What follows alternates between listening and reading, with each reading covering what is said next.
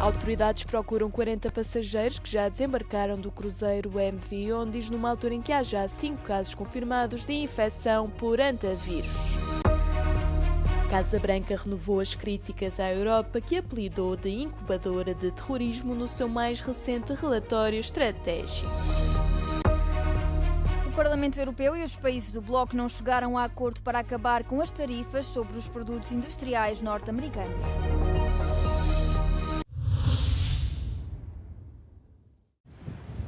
Cerca de 40 pessoas desembarcaram de um navio de cruzeiro afetado por um surto mortal de hantavírus. O Ministério dos Negócios Estrangeiros dos Países Baixos informou que os passageiros deixaram o MV Ondius durante uma escala na ilha remota de Santa Helena, no Atlântico Sul. Entre os que desembarcaram encontrava-se a esposa do neerlandês de 70 anos, que faleceu após adoecer durante a viagem e que acabaria depois também por morrer na África do Sul. Entretanto, a Organização Mundial da Saúde confirmou que de um total de 8 casos suspeitos de infecção por hantavírus, incluindo 3 óbitos, 5 deles estão já confirmados. As autoridades europeias e africanas estão agora a tentar localizar todos os passageiros que já abandonaram o navio em várias localizações. Já as entidades competentes espanholas dizem que os 14 cidadãos do país que estão a bordo do navio serão levados para Tenerife antes de serem transportados para Madrid. Serão então colocados em quarentena durante 45 dias e submetidos a exames regulares para detectar quaisquer vestígios do vírus antes de receberem alta. A administração Trump acusou a Europa de ser uma incubadora de terrorismo, tendo criticado o que apelidou de crise migratória que assola o continente. Trata-se da mais recente crítica do governo norte-americano à Europa, que surgiu no seu último relatório de estratégia antiterrorista divulgado na quarta-feira. Esta centra-se também na erradicação do que chama de extremistas violentos de esquerda, incluindo o que é descrito como grupos radicalmente pró-transgénero. O relatório colocou os cartéis de droga americanos no centro dos esforços antiterroristas de Washington, mas, apesar disso, algumas das palavras mais duras foram mesmo reservadas para a Europa. A administração argumentou que quanto mais tempo grupos hostis, bem organizados, explorarem as fronteiras abertas do continente, mais culturas alienígenas irão crescer, algo que se traduzirá em mais terrorismo. A Casa Branca advertiu a Europa de que o que apelidou de ideais globalistas devem cessar imediatamente para travar o que considerou ser o declínio do continente. O anterior relatório deste tipo, concebido por Washington, alertava para o facto de a Europa estar a enfrentar um risco de extinção civilizacional devido ao radicalismo da esquerda. Marco Rubio foi recebido na quinta-feira no Vaticano, poucas horas depois das novas acusações feitas por Donald Trump a Leão XIV. Segundo indicou o presidente dos Estados Unidos, o Papa coloca os católicos em perigo ao não se posicionar contra o programa nuclear do Irão. O sumo pontífice respondeu pedindo que, se alguém o quisesse criticar, que o fizesse com a verdade.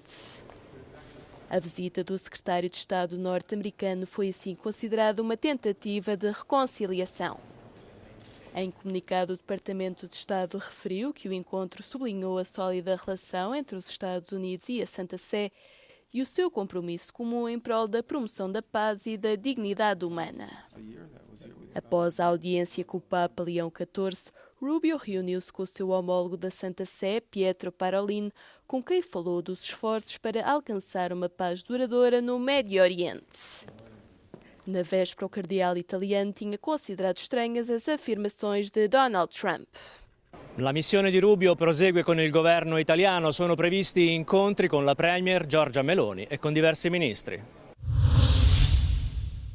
Israel atacou Beirute na quarta-feira, o primeiro ataque desde que concordou com um cessar-fogo com o grupo armado libanês Hezbollah, colocando ainda mais pressão sobre um acordo que não conseguiu pôr fim ao conflito. O ataque aéreo atingiu os subúrbios do sul da cidade, onde o Hezbollah está baseado. Benjamin Netanyahu afirmou ter aprovado pessoalmente o ataque, que teve como alvo um comandante da força de elite Radwan do grupo. A imprensa israelita noticiou que o comandante morreu na sequência da ofensiva, mas não houve confirmação imediata por parte das Forças Armadas israelitas ou do Hezbollah. O Ministério da Saúde do Líbano afirmou na quarta-feira que um ataque aéreo israelita matou 4 pessoas, incluindo 2 mulheres e um idoso, na cidade de Zelaya, no sul do país. As Forças Armadas de Israel afirmaram que o Hezbollah tinha lançado drones e rockets contra soldados israelitas no sul do Líbano, ferindo pelo menos 2. O cessar-fogo no país tem sustentado uma trégua mais ampla entre Estados Unidos e o Irão, sendo a suspensão dos ataques uma exigência fundamental iraniana. O primeiro-ministro português apelou na terça-feira, no âmbito de uma visita oficial a Berlim, à retoma das negociações entre Estados Unidos e Irão. Em conferência de imprensa conjunta com o chanceler alemão Friedrich Merz, Luís Montenegro defendeu que o caminho passa pela diplomacia. Nós temos defendido e concretizado o princípio de que a via diplomática e negocial tem de ser absolutamente respeitada e incrementada. Os conflitos não se resolvem na base do avolumar de divisão ou de fatores de divisão. Resolvem-se quando há capacidade de diálogo entre as partes envolvidas. Resolvem-se se tivermos a possibilidade de convencer aqueles que estão errados do erro que estão a cometer e de realinharem as suas decisões. O chefe do governo português considerou ainda que aquilo que o Irão está a fazer é inaceitável, tanto no que diz respeito à obtenção do potencial nuclear para fins militares, como às consequências para o comércio internacional. O Parlamento Europeu e os Estados-membros do Bloco não conseguiram chegar a acordo sobre o fim das tarifas aplicadas aos produtos industriais dos Estados Unidos. Esta medida tinha sido prevista no acordo de Turnberry, celebrado no verão passado.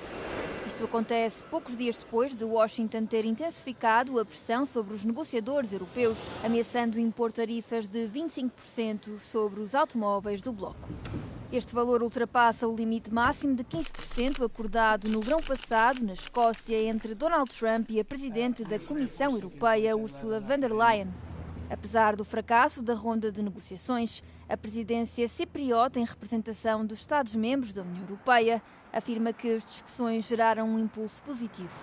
Um diplomata da União disse à Euronews que o objetivo das negociações era principalmente que ambas as partes pusessem as suas posições políticas, estando previstas negociações técnicas numa fase posterior. O Parlamento incluiu medidas de proteção fortes no acordo entre a União Europeia e os Estados Unidos, mas nem todos os Estados-membros apoiam essas regras. Ainda assim, existe consenso sobre a importância de defender o acordo de futuras ameaças de Trump, como as relacionadas com os automóveis europeus ou a Groenlândia.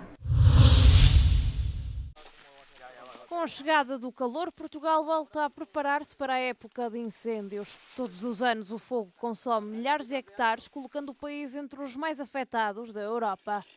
Em Viseu, mais de 700 operacionais de 6 países europeus participaram num grande exercício internacional de proteção civil.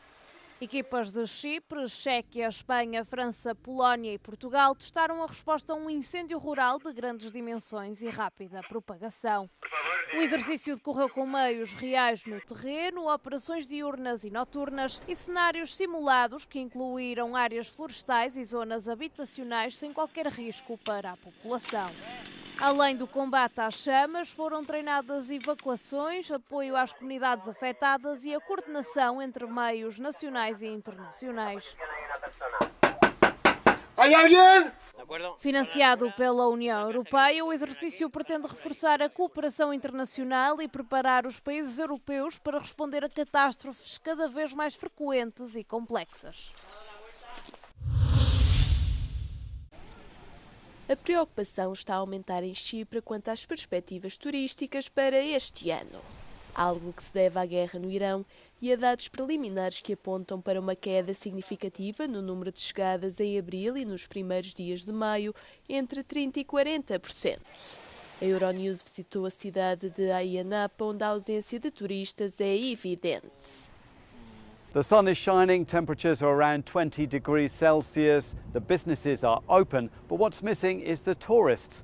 We can't say there's nobody here, of course, but locals tell us that they're well down on the figures they had last year. Os empresários do setor estão a assistir a um cenário muito diferente em comparação com a época recorde do ano passado. Normally it's busy the boats, busy the hotels, busy all the restaurants. At this time, normally all the hotels almost was fully booked last year. Compared to this year, I think so we are lower numbers from last year, about 30 to 40%. Já o autarca local salientou que a situação no Médio Oriente causou prejuízos significativos, mas que os turistas começaram a perceber que Chipre é um destino seguro. E é por isso que há já uma certa recuperação. Το 2025 ήταν η καλύτερη τουριστική περίοδος της Κύπρου και ειδικά της Αγίας Νάπας από το 2019. Άρα όταν μιλάμε για αριθμητικές συγκρίσεις πρέπει να το λαμβάνουμε και αυτόν υπόψη. Τις τελευταίες 2 εβδομάδες βλέπουμε μια ανάκαμψη. Θεωρούμε ότι ο κόσμος εμπιστεύεται πλέον την Αγία Νάπα, την Κύπρο, ότι είναι ένας ασφαλής προορισμός και φαίνεται ότι άρχισε το ενδιαφέρον για τις κρατήσεις να ανεβαίνει. Mas os visitantes não mostram sinais de preocupação. Pelo contrário, dizem estar a aproveitar o sol, o mar e a beleza de Chipre. Byliśmy zdecydowani tutaj przyjechać już od jakiegoś czasu, chociaż opcji było kilka, ale przede wszystkim temperatura i słońce nas przekonały. No i widoki malarskie, żeby namalować kilka akwarel na pamiątkę. Alguns turistas, no entanto, não se esqueceram do que se passa a nível global. Uns gefällt es hier sehr gut. Leider ist die weltkritische Lage natürlich ein bisschen angespannt und wir hoffen auf einen baldigen Frieden für die ganze Welt. Em maio, os voos provenientes do Reino Unido estão a operar a 92% da capacidade.